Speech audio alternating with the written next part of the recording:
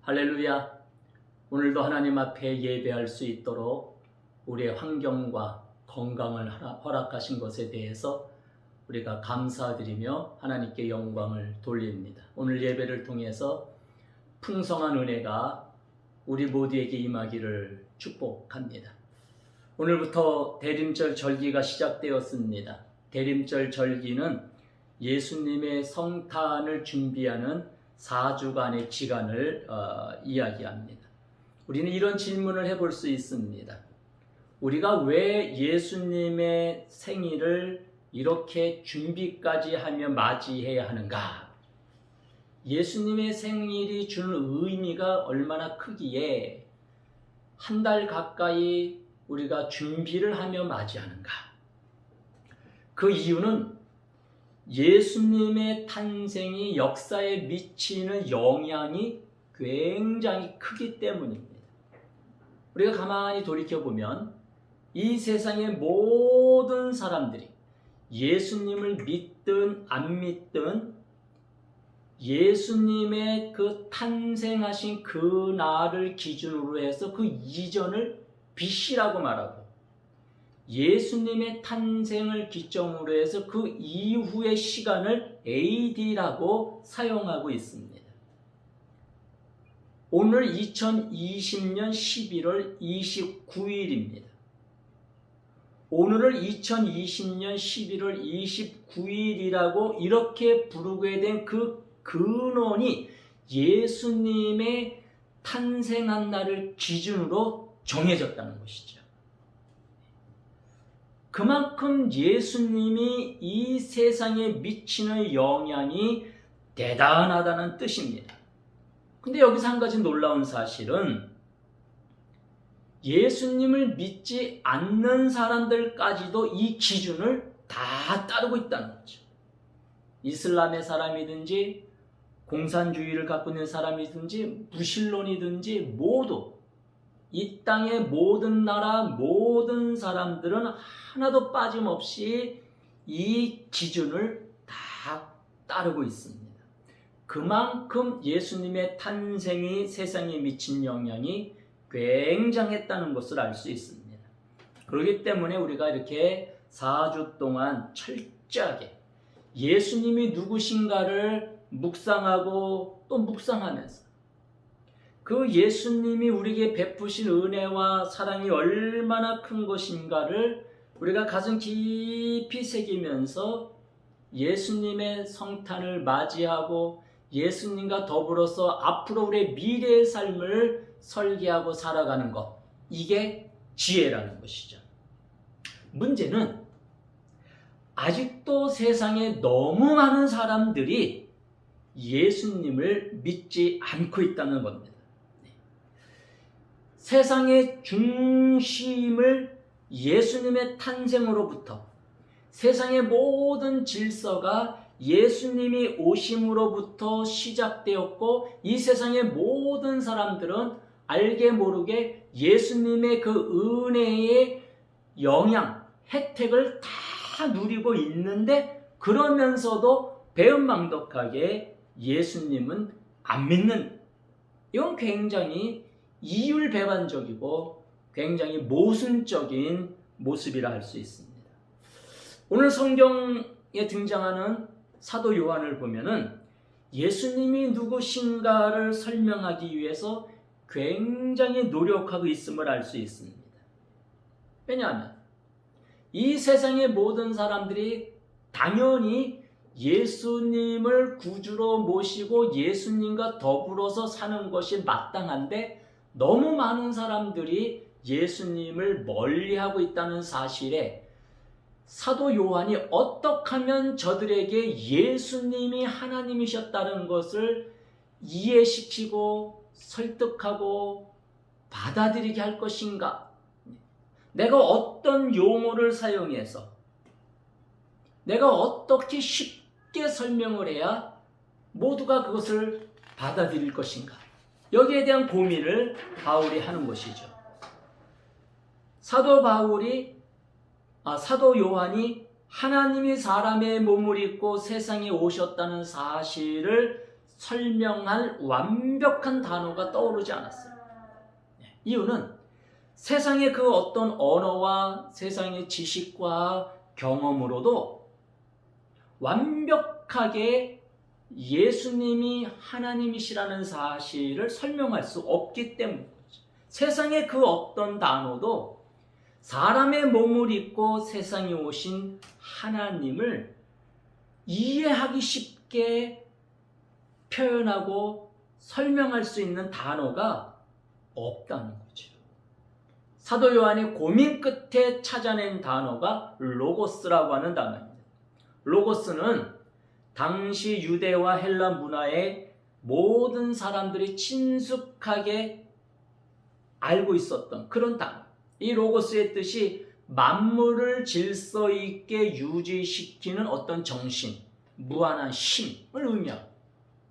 다시 말해, 예수님은 이 세상의 만물을 지으신 분이시기 때문에 만물의 질서를 유지시키시고 또 그 모든 것들을 다 운행하시는 무한한 힘을 가지신 분이시다. 사도 요한은 이 로고스라고 하는 단어를 통해서 예수님을 그렇게 소개한 거예요. 그러면 사람들이 다 그렇구나 이해할 것이라고 그렇게 판단한 것이죠. 오늘 우리가 읽고 있는 이 성경은 그 로고스를 말씀이다 이렇게 번역을 했습니다. 그래서 오늘 1절 말씀에 보면은 태초에 말씀이 계시니라. 자, 요한이 설명하고 싶었던 이 1절의 표현은 이런 것입니다. 예수님은 태초부터 계셨다. 예수님은 하나님과 함께 계셨다. 따라서 예수님은 하나님이시다. 그 예수님이 하나님이시라는 증거는 뭐냐? 2절 말씀에서 사도 요한은 만물이 그로 말미암아 지은 바 되었으니 지은 것이 하나도 그가 없이는 된 것이 없다.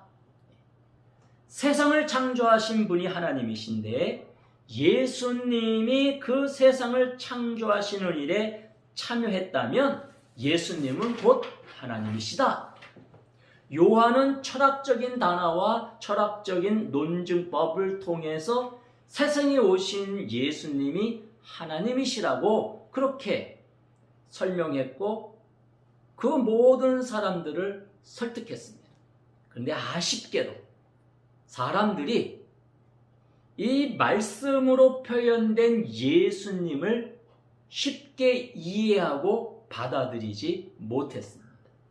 오늘 6절 말씀을 보면 하나님은 세상 사람들이 예수님이 이 땅의 구원을 위해서 사람의 몸을 입고 오신 하나님이 사는 사실을 알리기 위해서 또 그 사실을 알리라고 대사를 파견하셨는데 그 대사의 이름이 세례 요한이다. 오늘 6절에 세례 요한은 세상을 창조하신 하나님이 사람의 몸을 입고 세상에 오셨는데 그분이 예수님입니다. 이렇게 열심히 증거했다 이 말이죠. 자, 요한 사도도 그리고 또 한 분의 요한이신 세례 요한도 이 두 분의 요한이 시대를 건너뛰어서 계속해서 예수님은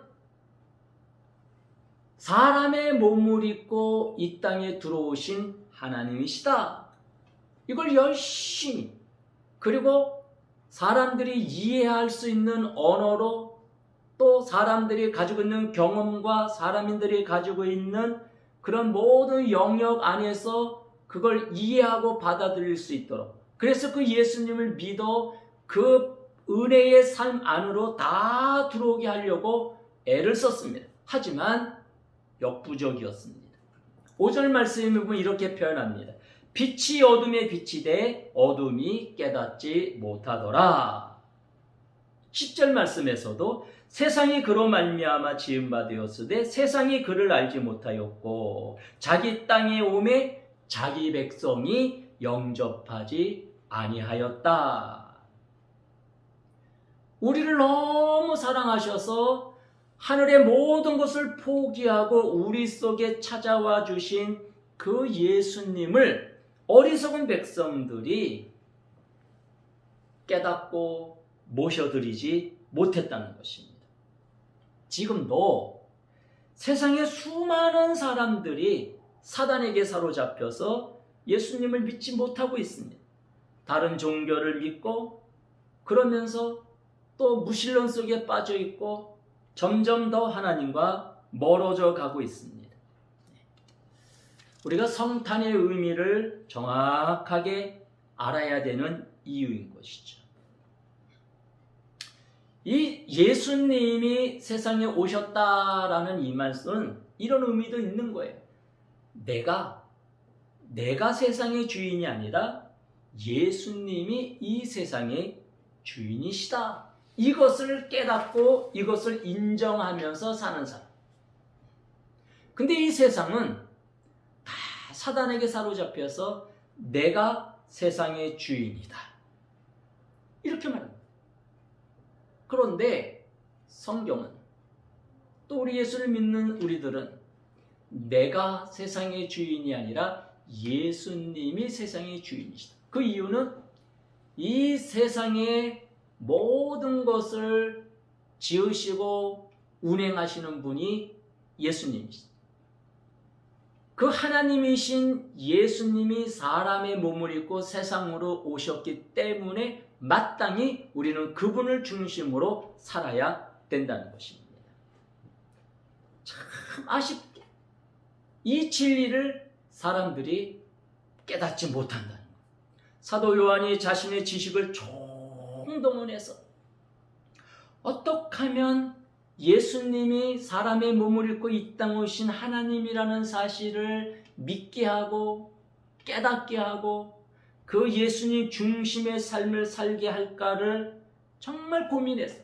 철학적으로도 설명해보고 역사적으로 종교적으로 여러 각도에서 설명을 보는데 이게 참 백성들이 깨닫지를 못했단 말입니다.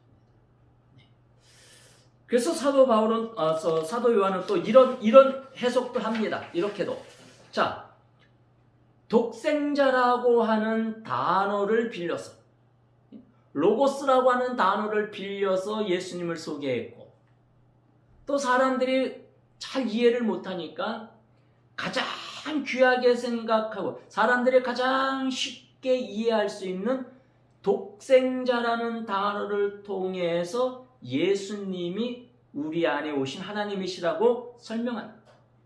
14절 말씀에 보면은 말씀이 육신이 되어 우리 가운데 거하심에 우리가 그의 영광을 보니 아버지의 독생자의 영광이요 은혜와 진리가 충만하더라. 예수님을 독생자라고 하는 그 단어를 통해서 설득하고 설명하는 것이죠. 그런데 백성들이 그것도 잘 이해를 못합니다. 세례 요한이 여기에 또 힘을 합치는데 3장 31절에 가면은요, 예수님은 위로부터 오신 하나님이시다. 다시 말해서 우리와는 신분이 근본적으로 다른 분이시다. 우리는 땅에 속해 있는데 예수님은 하늘에 속하신 분이시다. 세례 요한이 그런 설명을 합니다. 하루는 세례 요한의 제자들이 백성들이 예수님 주변으로 많이 모이는 것을 보면서 시기하는 마음을 가지고 요한에게 와서 불평합니다. 그 불평하는 소리를 들은 세례 요한이 이런 설명을 하는 겁니다. 그는 그는 빛이시다. 그는 세상의 주인이시다. 나는 땅에 속한 사람이고 나는 하늘로부터 온 주인이 아니다.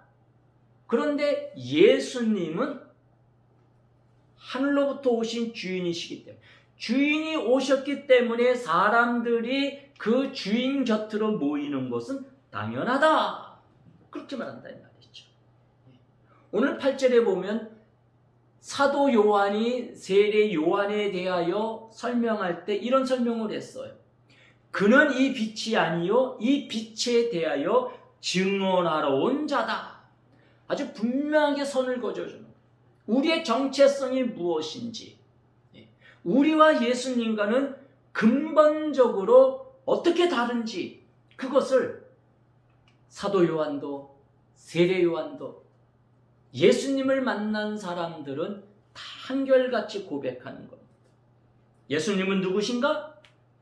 예수님은 만물을 창조하신 하나님이시고 그 하나님이 송구스럽게 사람의 몸을 입고 세상으로 들어오신 하나님이시다. 우리를 너무 사랑했기 때문에 그리하셨다는 것입니다. 성탄을 준비하면서 우리는 제일 먼저 예수님이 누구신가? 예수님이 누구신가에 대한 분명한 신앙 고백을 할 수 있어야 됩니다. 세상 사람들이 가지고 있는 많은 오해와 어리석음, 그 모든 것들이 예수님이 누구신가에 대한 이해와 예수님이 누구신가에 대한 분명한 고백이 없기 때문에 다 예수님과 멀어지는 거예요. 예수님의 그 베푸신 은혜를 누리고 있으면서 예수님이 허락하신 이 울타리 안에 살고 있으면서 예수님의 보호를 받고 있으면서 그 예수님의 사랑에 감사하면서 그 예수님 중심의 삶을 살아가는 것이 마땅한데 배은망덕하게 그 예수님을 멀리하고 엉뚱한 신을 쫓아가고 이 모든 것이 예수님이 누구신가에 대해서 정확히 이해하지 못했기 때문입니다. 우리가 성탄을 준비하면서 이 4주 동안에 예수님이 누구신가에 대해서 분명한 신앙 고백과 또 핵심적인 진리를 우리가 묵상하고 가져요. 그리고 저 바깥에 있는 사람들에게 오늘 사도 요한과 세례 요한이 열심을 다해서 했던 것처럼 우리도 그렇게 예수님을 소개하고 그 예수님을 믿도록 우리가 힘을 써야 된다는 거죠. 다음 주는 그 예수님이 세상에 오신 목적이 무엇인가에 대하여 우리가 말씀을 나누면서 성탄을 준비하도록 하겠습니다. 기도하겠습니다. 사랑의 주님, 금년도도 이렇게 세월이 흘러가고 이제 성탄을 우리가 준비하는 시간에 왔습니다. 아쉽게도 금년 한 해도 너무 많은 사람들이 예수님을 멀리하고 허탄한데 마음을 빼앗기며 살아왔습니다. 사도 요한이 애썼던 것처럼 세례 요한이 애썼던 것처럼 우리도 이제 분명하게 신앙 고백을 가지고 저 세상 사람들에게 예수님이 누구신가를 분명히 설명하고 저들을 주님 앞으로 인도할 수 있기를 원합니다. 4주 동안 우리가 잘 훈련하여서 좋은 그리스도인으로 거듭나 성탄을 맞이하고 예수님과 더불어 우리의 미래를 펼쳐가게 해 주시옵소서. 예수님 이름으로 기도드립니다. 아멘.